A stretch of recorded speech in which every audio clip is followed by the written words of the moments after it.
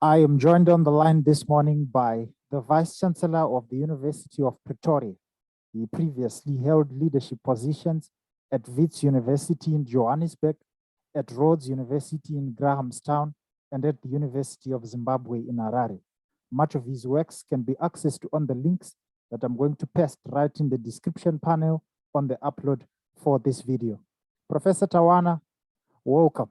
Thank you. Wonderful. I'm very much happy to have you on this show today. I understand you are a very busy man, but I'm very much glad you have made the time to be on the show so that we can get to discuss this topic, the impact of COVID-19 on higher education. Can you just briefly describe what is it like to be a Vice Chancellor? What does it mean and what are your key responsibilities?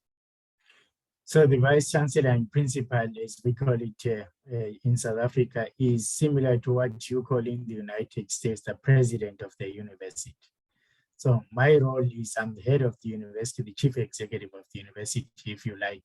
So I'm responsible for management and administration, but key to that is a number of things. I'm also responsible for the advancement function, and that is the fundraising and raising donations and money for various university projects, the representation of the university outside to donors, trustees, the general public, and also representing the university in residents of other universities across the world.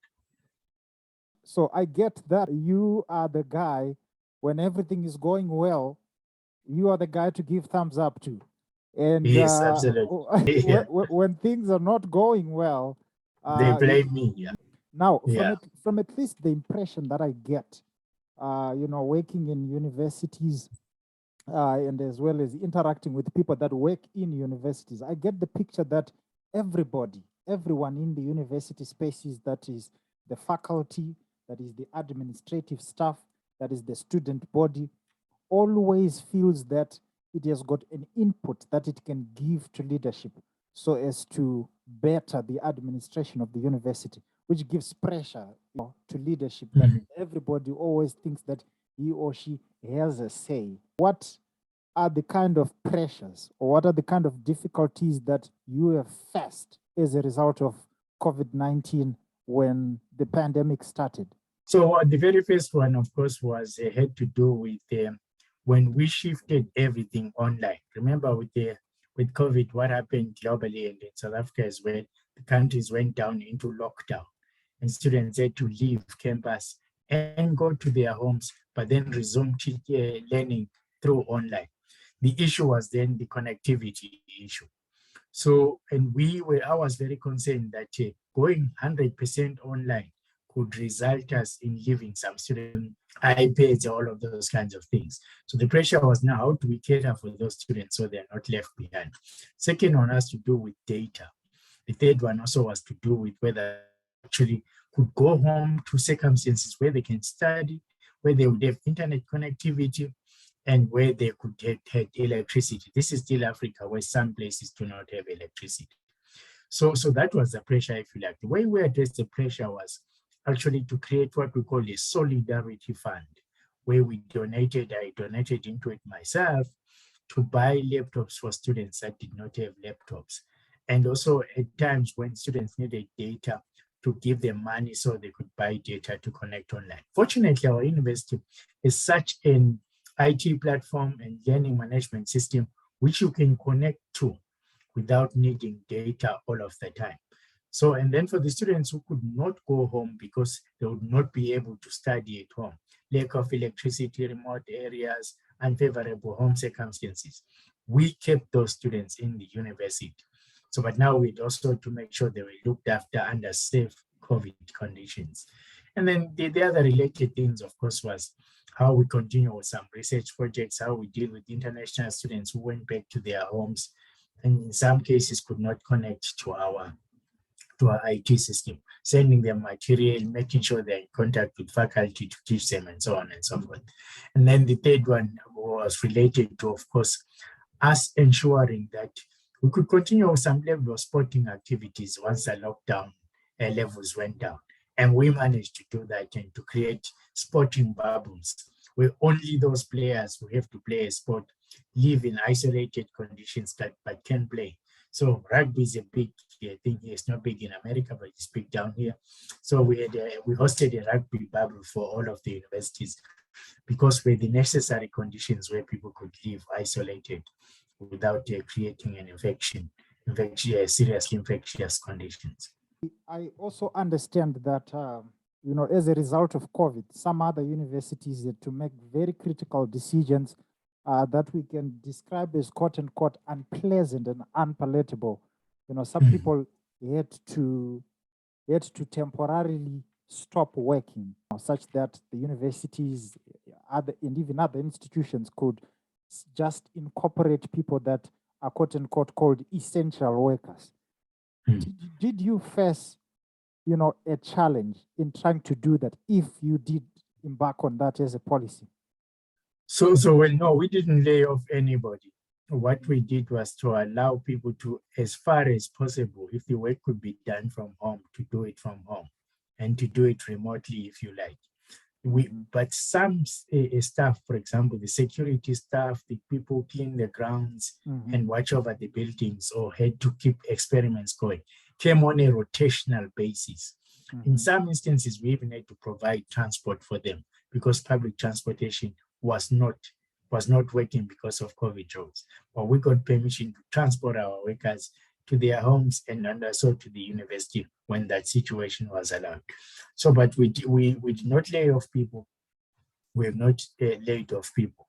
But that meant also we had to manage our finances in a very tight condition. And for example, not increase salaries and by amounts that would be beyond inflation, cut out bonuses and performance pay and all of that in order to ensure that everybody could keep a job, everybody could continue with the job. There were some people, of course, obviously, who couldn't perform their work remotely. And often they would need to perform that work if students and faculty were on campus. We just kept them at home and waited for the situation to improve. There is another area that was also of critical concern to other universities and other colleges across the globe, which is the area of enrollment. Yes. Some other universities, resorted to taking in more students than they usually took, or than the number that the university can accommodate.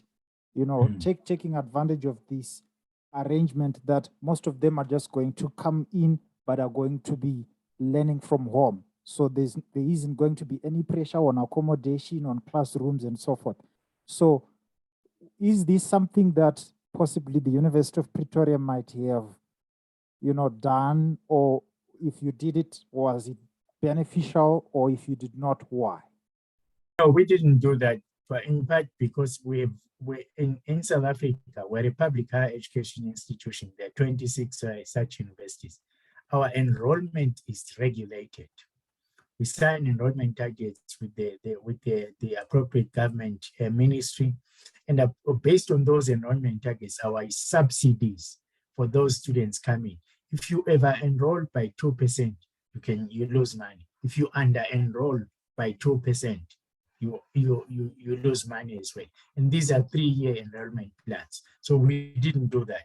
However, what we did and started planning for is, because our online systems matured, we are allowed, as part of the enrollment planning, to have some programs accredited and part of the enrollment plan that are online only. We are going to grow those, given that we can see that our online platform is strong enough, stable enough, modern enough, if you like, and also that it has given us extra capacity to be able to take in more students. Have you been able to get direct feedback from the students that enroll at the University of Pretoria? Because there's a thing that many of the students in the continent are failing to access, teaching and learning material on the internet, because many of them live in remote places where there's no connectivity, or that they are from low-income households that cannot afford to get them connected.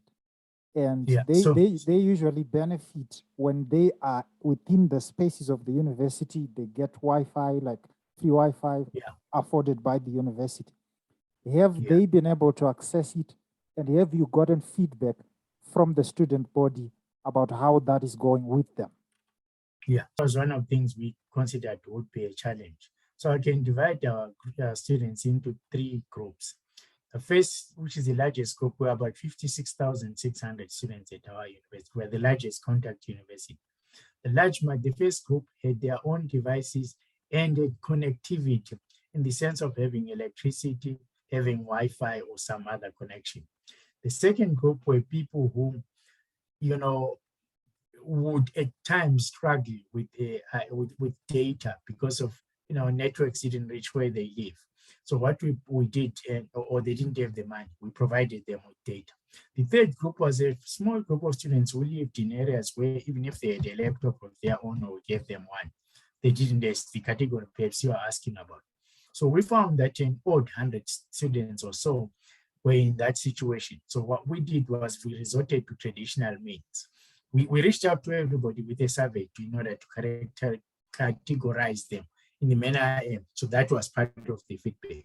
So the 100 or so who said they couldn't, we resorted to 2 things. We sent them hard copy material, but also some of our funders, and using our own funds, we hired tutors to be able to actually literally tutor them on the telephone on a very regular basis, so that again, they couldn't be left behind. Well, there's a 4th group, but it's covered in the first group. Those who we knew, and they also informed us they couldn't go home. So they stayed on campus, even if it was COVID time and under lockdown. One thing again that was of critical concern was the graduation, pattern. Yeah. The graduation pattern for 2020 and the graduation pattern of 2021, was it affected by the pandemic? Did you have lesser graduates because of the pandemic, or did they increase? Was there any effect on that kind of outcome? No, I think in our case, we didn't see any increase. The graduation numbers were what they ought to be. Where there were a few, it had really nothing to do with COVID. It might have been people, the large numbers. I'm not saying there are people who didn't graduate, who didn't pull out of college because of COVID. They were so affected by college, but it was not such significant numbers that there was a material difference from the usual graduation patterns. But in terms of performance, in the first semester of the lockdown in 2020, we saw increased performance, especially during the lockdown period. We've tried to examine why that was. So some people said perhaps it was people cheating because online assessments can be amenable to cheating. Turned out not really, because we're actually a fairly mature online university. We were doing online combined with contact before COVID. We found out that there was a very simple explanation. In our lockdown situation in South Africa, you couldn't go anywhere. So people were able to actually sit home and study and not go partying and all of that and be distracted by other things. Second, I think the way we do online at UP, the University of Pretoria has the strength that everything is recorded. So we do what is called live synchronous classes. In other words, you go to class like you would as it was normal, right? But that class is recorded. So if you didn't understand something, you can actually go back to the lecture material. Lots of stuff is online. I think 99% of our undergraduate modules are wholly digitized. In other words, they can be taught online, they are available online. That I think we found that helped a lot of people be able to grasp with material. Our lecturers were also available online for tutoring, question time, and also live interactively during the live synchronous classes when they were teaching. And so I think in the second semester, I think it's not that the performance went down, but it was not as, performance was not as, the high performance was not as high as in the second semester, if you like. And that correlates to the relaxation of lockdown levels. People were able to move around and do some of the normal things that they used to do. But on your question, decline in graduation numbers, no. Did anyone demonstrate on anything during those 2 years? No. We didn't have any protests during the. Uh-huh. People wrote in a lot, even wrote to me as the president or the vice chancellor of the university, complaining differently. Some people wanted to come back on campus, and some people wanted to have the contact classes on campus. Because for many students, for example, the people started college in 2020, we used the calendar year. They'd barely been in college for 2-3 weeks, and then they had to get back home. So they missed campus life, campus sport, campus activities, clubs and societies, interacting with their friends. So they wanted to come. There was some, if you like, protests, but not physical, from some parents and students who believed that online was cheaper than contact. So they didn't want to pay the fees that were due because they thought it's much cheaper to do it that way. And there were some students, those who live in RAIS, who also raised legitimate points. Why am I being charged for RAIS when I actually been kicked out for RAIS? But remember that we had courts for people who, we didn't lay off people who work in the residencies and so on. So we still carried the salary costs. But we came to an agreement with the parents and the students to say, let's share the costs. So we will reduce by certain percentages the cost of those costs that they've been due for you being a student in the residencies, and you don't have to not pay the full amount, and also allowing people to pay it over time and not pay it when it was due. As a university, do you have a vaccination policy that you can say this is what we do?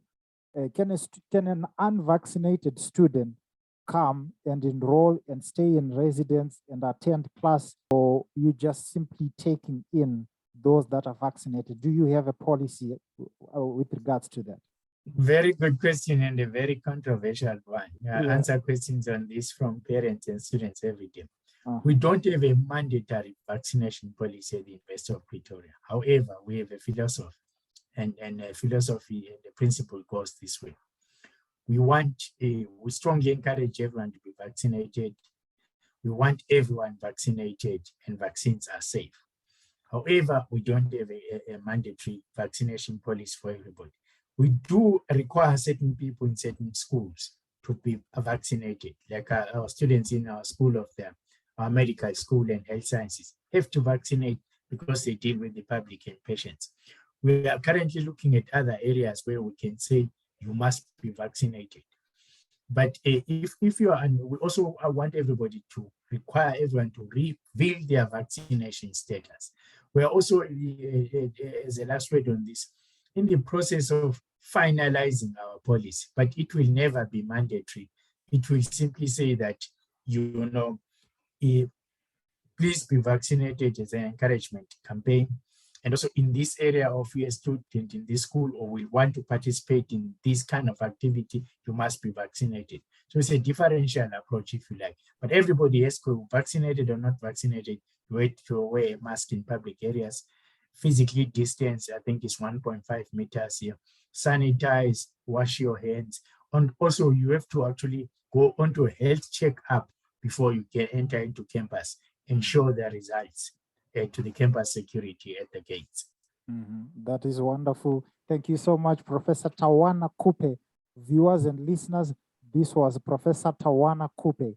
He is the current Vice Chancellor of the University of Pretoria. Before joining the University of Pretoria, he held several leadership positions at the University of Wits in Johannesburg, at the University of Rhodes in Grahamstown, and at the University of Zimbabwe in Harare. Much of his works can be accessed on the links that I'm going to paste right in the description panel on the upload for this video. Professor Tawana, thank you so much for your time.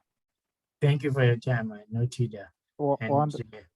Wishing you well and wishing your viewers, your listeners well too. Wonderful. Thank you so much and have a good day. Thank you. Bye. Yeah.